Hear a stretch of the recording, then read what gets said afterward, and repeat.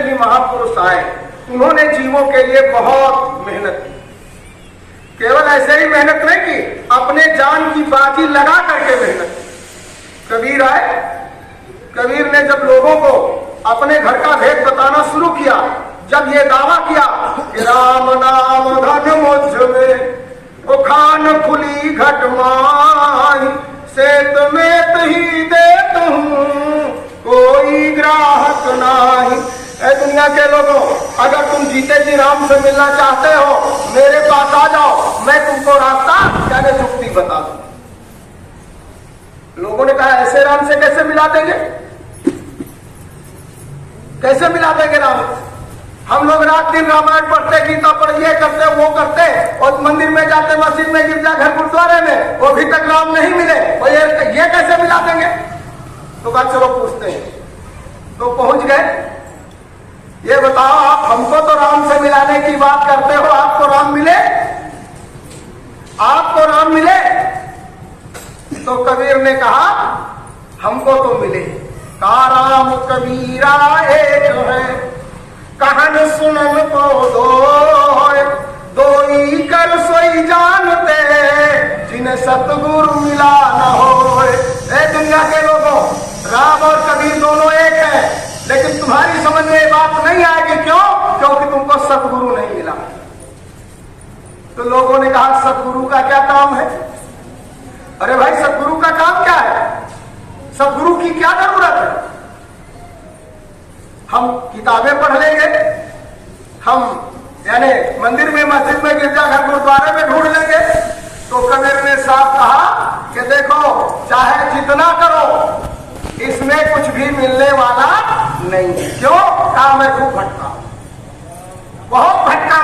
मैं अज्ञानी बात था, लोक वेद के साथ, ओ पौड़े में सतगुरु मिले तो दीपक दीना।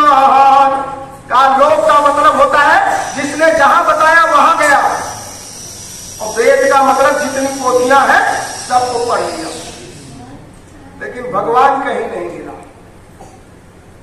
भगवान को खोजते खोजते मैं निराश हो गया। निराशा में डूबा हुआ रास्ते में जा रहा था कि गुरु महाराज मिल गए। कहने का मतलब प्रेमियों ये कि उनके हर सवाल का जवाब जब कबीर ने दिया तो लोगों ने सोचा कि बातों में तो हम इससे पार पा नहीं सकते, तो खिलाफ में प्रचार चालू कर दिया। खिलाफ में लोगों को बरगलाने लगे, अरे वो तो नास्तिक है, ये है वो, दुनियादारी की बातें की। लेकिन जब सच्चाई का सूरज उदय होता है तो लोग अपने आप खींचते चले जाते हैं।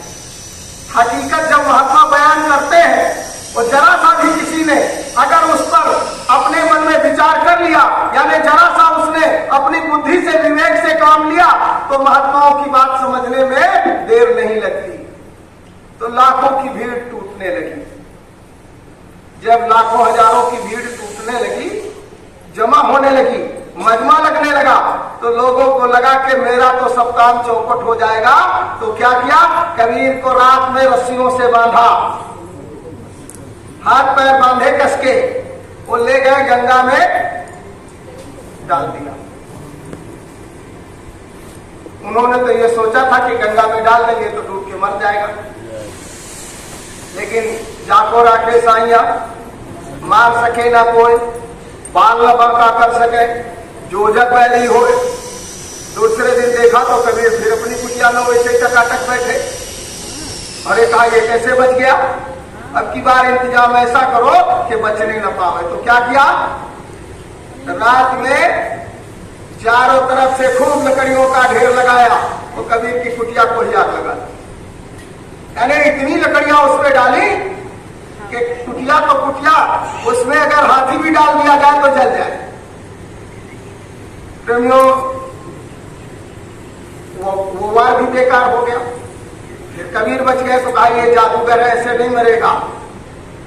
तो अब की बार उस समय के जो राजा महाराजा होते थे, वो जो धर्म के ठेकेदार कहे जाते थे, जो मठाधीश थे, वो जो कहते थे वही वो करते थे। तो काशी नरेश का हुक्म हो गया कि कबीर को हाथी के पैरों के नीचे कुचल दिया जाए।